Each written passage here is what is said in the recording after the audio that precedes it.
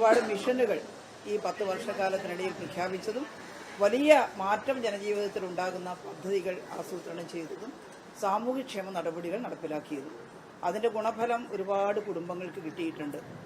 അപ്പോൾ അത് തുടരുന്നതിനും അതോടൊപ്പം തന്നെ കേരളത്തിൻ്റെ സുസ്ഥിര വികസനത്തിന്, കേരളത്തിൻ്റെ വൻകിട വികസനത്തിന്, ടെക്നോളജിക്കൽ ആയിട്ട് വലിയ ആധുനിക കേരളമായി കേരളത്തിലെ മാറ്റുന്നതിന് വേണ്ടി നടത്തിയ വലിയ പ്രവർത്തനങ്ങളുമുണ്ട്. വിഴിഞ്ഞ പോർട്ട് യാഥാർത്ഥ്യമാക്കിയതടക്കം അതിൻ്റെ എല്ലാം ഭാഗമായിട്ടാണ്. അപ്പോൾ ഈ കേരളത്തിൻ്റെ ഈ പ്രകടമായ മാറ്റം താരതമ്യം ചെയ്താൽ മറ്റ് ഇന്ത്യൻ സംസ്ഥാനങ്ങളെക്കാൾ മനുഷ്യ വികസന ശേഷിയിൽ മുന്നോട്ട് വന്നിട്ടുള്ള ഈ മാറ്റം ജനങ്ങൾ ഉൾക്കൊള്ളും. ഈ പദ്ധതികളെല്ലാം തുടരാൻ ഇടതുപക്ഷ ജനാധിപത്യ മുന്നണിയെ വീണ്ടും തെരഞ്ഞെടുക്കുമെന്ന് ഞങ്ങൾ ആത്മാർത്ഥമായിട്ട് വിശ്വസിക്കുന്നു.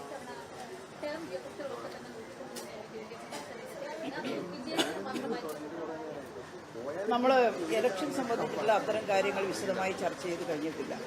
ഇപ്പം LDFിൻ്റെ, അതുപോലെ ഞാനിപ്പോൾ LDFിൽപ്പെട്ട CPMൻ്റെ പ്രവർത്തകയാണ്.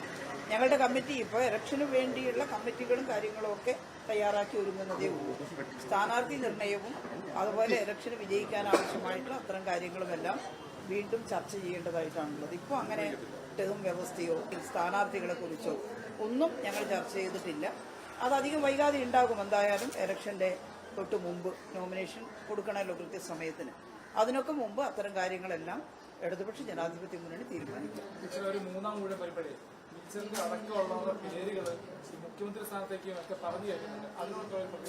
മാധ്യമങ്ങൾ എന്തെങ്കിലും ഒരു വിഷയം ഉണ്ടാക്കി എഴുതുകയാണ്.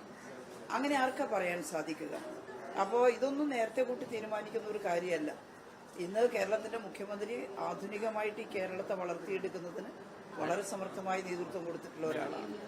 അപ്പോൾ ചർച്ചയിൽ അതും ആവാമല്ലോ. ഇത്രയും നല്ല രീതിയിൽ ഭരിച്ചിട്ടുള്ള ഈ ഭരണവും നേതൃത്വവും തുടരണം എന്നും മാധ്യമങ്ങൾക്ക് ചർച്ച ചെയ്താലും ബാക്കിയെല്ലാം എന്നെ മാത്രമായിരിക്കില്ല, ഒരുപാട് ആളുകളുടെ പേരൊക്കെ പറയുന്നത് കേൾക്കുന്നുണ്ട്.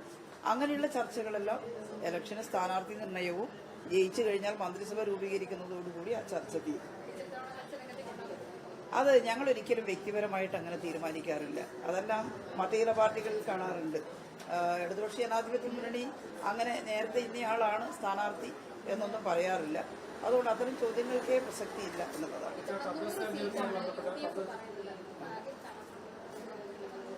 എങ്ങനെയാണ് അവരത് പറയുന്നതെന്നറിയില്ല. എന്താണ് അവരുടെ കയ്യിൽ ഈ 100 സീറ്റ് കിട്ടാൻ മാത്രം പ്രചരിപ്പിക്കാനുള്ളത്? അതാണ് ഏറ്റവും പ്രധാനമായിട്ട്. കേന്ദ്ര ഗവൺമെന്റ് ഇങ്ങനെ ഒരു സംസ്ഥാന ഗവൺമെന്റിനെ ദ്രോഹിക്കുമ്പോൾ ഒരക്ഷരം കേന്ദ്ര ഗവൺമെന്റിനെതിരായിട്ട് അവർ സംസാരിച്ചു. ഇന്ന് വരെയില്ല. ഇപ്പോൾ NREG അന്ന് ഞങ്ങൾ ഒന്നാം UPA ഗവൺമെന്റിന് പിന്തുണ കൊടുക്കുന്ന സമയത്ത് ഞങ്ങളുടെ ഒരു വലിയ സമ്മർദ്ദം ഉണ്ടായിരുന്നു ഇടതുപക്ഷത്തിന്റെ. അത് കോൺഗ്രസിന്റെ പ്രസിഡന്റ് മല്ലികാർജ്ജുൻ ഖാർഗെ ഈ നമ്മുടെ സീതാറാം യെച്ചൂരിയുടെ അനുശോചന യോഗത്തിൽ പ്രസംഗിക്കുമ്പോൾ പറഞ്ഞു, ഇടതുപക്ഷം നന്നായിട്ട് അതിനു വേണ്ടിയിട്ട് ഇടപെട്ടു സീതാറാം യെച്ചൂരി എന്ന് പറഞ്ഞിട്ട്. ഞങ്ങൾ അത് പറഞ്ഞ് മേനി നടിക്കാനല്ല, പക്ഷേ ഞങ്ങളൊരു ഇടതുപക്ഷ പാർട്ടി എന്നുള്ള നിലയിൽ ഇന്ത്യയിൽ ഒരു കുടുംബത്തിൽ ഒരാൾക്ക് തൊഴിൽ കൊടുക്കാൻ കഴിയുന്നില്ലെങ്കിൽ അതിനാവശ്യമായിട്ട് ചെറിയ വേതനം, അങ്ങനെ മാത്രമേ പട്ടിണി മാറ്റാൻ കഴിയൂ എന്ന് പറഞ്ഞിട്ടുള്ളവരാണ്. അത് അംഗീകരിച്ചു. പക്ഷേ അത് ഒരിക്കലും തൃപ്തികരമായി മുന്നോട്ട് കൊണ്ടുപോകാൻ കോൺഗ്രസും തയ്യാറായില്ല. ഇപ്പോൾ BJP ഗവൺമെന്റ് വന്നപ്പോൾ അതിന്റെ കഥ കഴിക്കുകയാണ്. BBG റാംജി എന്ന് പറഞ്ഞു കൊണ്ടുവരിക NREG. മഹാത്മാഗാന്ധിയുടെ പേരെടുത്ത് മാറ്റിയിരിക്കുകയാണ്. ഇന്ത്യയുടെ രാഷ്ട്രപിതാവാണ്. മഹാത്മജിയുടെ പേര് കേൾക്കുന്നത് അവർക്ക് കലിയാണ്. അത് ഒരു വർഗീയ അജണ്ടയുടെ ഭാഗമായിട്ട് ഉള്ള ഒരു സമീപനമായിട്ടാണ് നമ്മൾ കരുതുന്നത്. മാത്രമല്ല, ഇനി NREG പദ്ധതിയിൽ 60-40 അനുപാതമാക്കിയാൽ പെട്ടെന്ന് കേൾക്കുമ്പോൾ തോന്നും എന്താ സംസ്ഥാന ഗവൺമെന്റിന് കൊടുത്തൂടെ എന്ന്. ഈ 30% ടാക്സ് ഷെയർ കിട്ടുന്നതിൽ നിന്നാണോ? സ്റ്റേറ്റ് കേന്ദ്ര ആവിഷ്കൃത പദ്ധതി എന്ന് പറഞ്ഞിട്ട് സ്റ്റേറ്റിനെ കൊണ്ട് വലിയ തുക മുടക്കിച്ചിട്ട് ചെയ്യിക്കുമ്പോൾ സ്റ്റേറ്റ് അനുഭവിക്കുന്ന ഈ പ്രയാസത്തിനിടയിൽ എങ്ങനെയാണ് ഈ പദ്ധതി മുന്നോട്ട് കൊണ്ടുപോകുക? അതിനെ പൊളിക്കാൻ എന്തൊക്കെ നിബന്ധനയാണ് വെച്ചത്? പുതിയ തരത്തിലുള്ള മസ്റ്ററിങ്ങും അതുപോലെ തന്നെ പുതിയ തരത്തിൽ ഫോട്ടോ എടുത്ത് അപ്ലോഡ് ചെയ്യുക, ഇതെല്ലാം അശാസ്ത്രീയമായിട്ടുള്ള കാര്യമാണ് തൊഴിലുറപ്പ് പദ്ധതി. അപ്പോൾ അതിനെ പൊളിക്കുക എന്നുള്ളതാണ് കേന്ദ്ര ഗവൺമെന്റിന്റെ സമീപനം. എന്നിട്ട് UDFകാർ അതിനെതിരെ എന്തെങ്കിലും ചെയ്യുന്നുണ്ടോ? അവർക്കൊറ്റ ലക്ഷ്യമേ ഉള്ളൂ UDFന്. കേരളത്തിലെ ഇടതുപക്ഷ ജനാധിപത്യ മുന്നണി ഗവൺമെന്റിനെ ഇല്ലാതാക്കുക. 10 വർഷമായിട്ട് അധികാരത്തിന് വെളിയിലിരുന്നതുകൊണ്ട് അവർക്ക് ആകെ ഒരു അസ്ഥിതിയുണ്ട്. അതുകൊണ്ട് ഇത്തവണ അധികാരത്തിൽ വരിക, അധികാരത്തിൽ വന്നിട്ട് എന്ത് ചെയ്യുമെന്നുള്ളതാണ്. നേരത്തെ അധികാരത്തിലിരുന്നപ്പോൾ അവർ ചെയ്തതാണോ? 10 വർഷം അധികാരത്തിലുള്ളപ്പോൾ ഇടതുപക്ഷം ചെയ്തതാണോ ഈ കേരളത്തിന് ഗുണമുണ്ടായിട്ടുള്ള കാര്യം? ഇത് ജനങ്ങൾ വിവേചന ബുദ്ധിയോടെ പരിശോധിക്കേണ്ട കാര്യമാണ്. 100 അല്ല 140 കിട്ടുമെന്ന് പറയാം. ചിലപ്പോൾ ഒരുപാട് നുണകളൊക്കെ പ്രചരിപ്പിച്ച് ചില നേട്ടങ്ങൾ ചിലയിടത്ത് ഉണ്ടാക്കിയിട്ടുണ്ട്.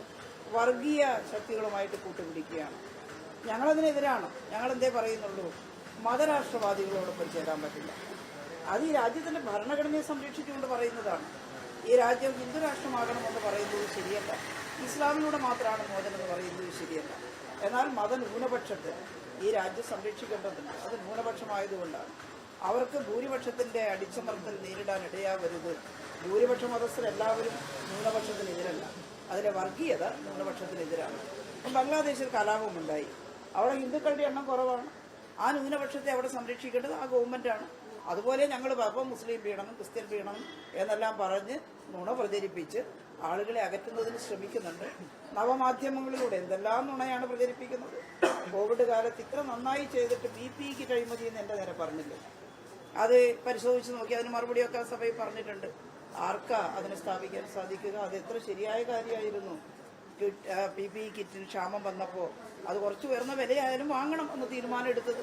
അതെല്ലാം ഈ നാട്ടിലെ ജനങ്ങൾക്കറിയാം. പക്ഷേ ഈ വാട്സാപ്പിലൂടെയൊക്കെ നുണ ഇങ്ങനെ 101 ആവർത്തി പ്രചരിപ്പിക്കുമ്പോൾ ചിലയിടത്ത് ഒരു പ്രശ്നം ഉണ്ടാകുന്നുണ്ട്. മാത്രമല്ല, ഏത് വർഗീയ ശക്തികളെയും കൂട്ടുപിടിക്കുക. ഒരു ഭാഗത്ത് മുസ്ലിം വർഗീയവാദികൾ കൂട്ടുപിടിക്കുക, അത് വളരെ ചുരുക്കണ്ണേ ഉള്ളൂ.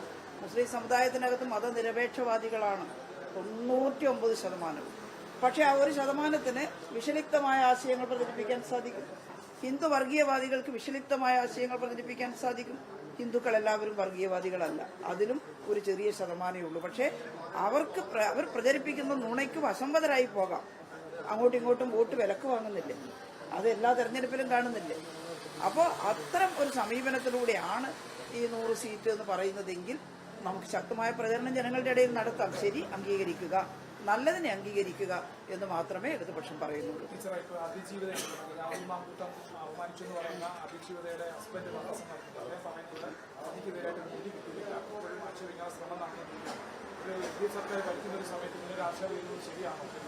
നീതി യഥാർത്ഥത്തിൽ കിട്ടിക്കൊണ്ടിരിക്കുകയാണല്ലോ. എന്തോ ഒരു ക്രൂരതയാണ് ആ ചെറുപ്പക്കാരൻ കാണിച്ചത്. അത് ആ ആക്ഷേപത്തിന് വിധേയരായിട്ടുള്ള പെൺകുട്ടികൾ പറയുന്നത്, അതിൽ ഒരാൾ പറയുന്നത് ഞാൻ കേട്ടിട്ടുണ്ട്. ശരിക്കും നമ്മളെല്ലാം കേട്ടു മാധ്യമങ്ങളിലൂടെയൊക്കെ. എന്തോ ഒരു ക്രൂരതയാണ് കാണിച്ചത്. എന്നിട്ട് ആ കുടുംബത്തിലെ പ്രശ്നം തീർക്കാനാണ് താൻ ഈ കുട്ടിയായി ബന്ധപ്പെട്ടത് എന്ന് നുണ പറയുകയായിരുന്നില്ലേ? അപ്പോഴാണ് ആ ചെറുപ്പക്കാരന് പുറത്തു വന്ന് പറയേണ്ടത്. അവർ ഡിവോഴ്സിലാണ്, അവർ ബന്ധം വേർപെടുത്തി. ആ പെൺകുട്ടിയും പറയുന്നത് ഞങ്ങൾ തമ്മിൽ ചെറിയ സൗന്ദര്യപ്പണക്കങ്ങൾ ഉണ്ടായിരുന്നു, പക്ഷേ അതിൽ ഇയാളൊരു ഇൻട്രൂഡറായിട്ട് വന്നിട്ട് ഇയാൾ മുതലെടുത്തു, വശംവദയായി പോയി. ഡിവോഴ്സ് ആയാൽ കല്യാണം കഴിക്കാമെന്ന് വാഗ്ദാനം ചെയ്തു. ഒരു കുഞ്ഞുണ്ടായാലേ അമ്മ സമ്മതിക്കുമെന്ന് വാഗ്ദാനം ചെയ്തു. എന്നിട്ട് കുഞ്ഞ് വയറ്റിലുണ്ടായപ്പോൾ അതിനെ പ്രാകൃതമായ മാർഗത്തിലൂടെ ഡിവോഴ്സ് ചെയ്യാൻ ഒരു പെൺകുട്ടി അനുഭവിക്കുന്ന എത്ര വലിയ വ്യഥയാണ്. പക്ഷേ അവൾ പിന്നെയും പറയുന്നത് ആ ചെറുപ്പക്കാരൻ വേറെ കല്യാണം കഴിക്കാൻ തീരുമാനിക്കുന്നു, അയാളെയും ദ്രോഹിക്കുക, അയാളുടെ ഫോട്ടോ ഒക്കെ പ്രചരിപ്പിച്ചുകൊണ്ട്. അപ്പോൾ അതിലും അവൾക്ക് മനപ്രയാസം ഉണ്ട് എന്നുള്ളത്. ഏതായാലും ചെറുപ്പക്കാരൻ വന്നിട്ട് ഇപ്പോൾ മാധ്യമങ്ങളോടൊക്കെ പറഞ്ഞു. ഇത് മാത്രമല്ല, കുറേ കേസുകൾ വേറെയും 2-3 പെൺകുട്ടികൾ ഇതേപോലെ ഒരു തരം പെർവേഷൻ കാണിക്കുക, അക്രമം നടത്തുക. സൂര്യനെല്ലിയിലെ പെൺകുട്ടിക്കൊക്കെ ഉണ്ടായിട്ടുള്ള അതിക്രമമുണ്ട്, അതിന് സമാനമായിട്ടുള്ള ലൈംഗിക അതിക്രമം കാണിക്കുക, അതൊക്കെ തെറ്റാണ്. ആ തെറ്റ് നേരത്തെ കോൺഗ്രസ് മനസ്സിലാക്കിയതാണ്. കോൺഗ്രസ് പാർട്ടിയുടെ KPCCക്കും AICCക്കും അടക്കം കൊടുത്തിട്ടുണ്ടാവണം. KPCCക്ക് പരാതി നേരത്തെ കൊടുത്തതാണ്. പക്ഷേ അവരത് പൂഴ്ത്തിവെച്ചു. ഈ കാര്യം പുറത്തു വന്നപ്പോഴാണ് ഇയാളെ പുറത്താക്കുന്നു എന്ന് പറഞ്ഞ് തൽക്കാലം രക്ഷപ്പെടാൻ ശ്രമിച്ചത്. അപ്പോൾ അത് കോൺഗ്രസിൻ്റെ ഒരു വിശ്വാസ്യത തന്നെ തകർത്തിട്ടുള്ള കാര്യമാണ്. എന്തായാലും കേസ് കോടതിയിൽ നടക്കുന്നു, നന്നായിട്ട് വാദിക്കുന്നുണ്ട്. സർക്കാർ ഈ അതിജീവിതകൾക്ക് എന്ന് പറയേണ്ടതായിട്ട് വരും. അത്തരമുള്ള പെൺകുട്ടികൾക്ക് വേണ്ടി ശക്തമായ നിലപാട് സ്വീകരിക്കും. കൂടുതൽ വാർത്തകളും വിശേഷങ്ങളും നിങ്ങൾക്ക് ലഭിക്കാൻ കേരളീയം ന്യൂസ് സബ്സ്ക്രൈബ് ചെയ്യുക. കൂടെ ബെൽ ബട്ടണും അമർത്തുക.